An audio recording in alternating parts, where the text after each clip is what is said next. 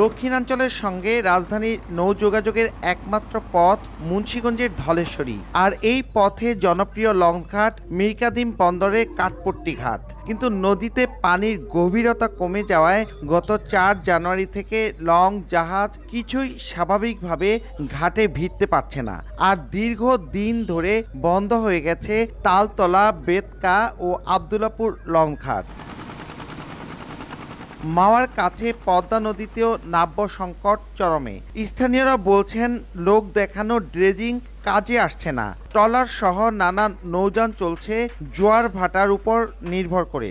আমাদের এদিকে যদি ভালো করে ড্রেজিং না করে আমরা তো চলতে পারব না। যদি ড্রেজিং করতো তো হয়তো নদী থাকতো, গভীর থাকতো আর সুন্দর হইতো। আবার জায়গায় জায়গায় চর পড়ে গেছে। অপরিকল্পিতভাবে এই নদীর বালু কাটা এজন্য তো নদীর গতিপথ পরিবর্তিত হচ্ছে। শুকাই গেলে তো জনগণের জন্য ক্ষতি।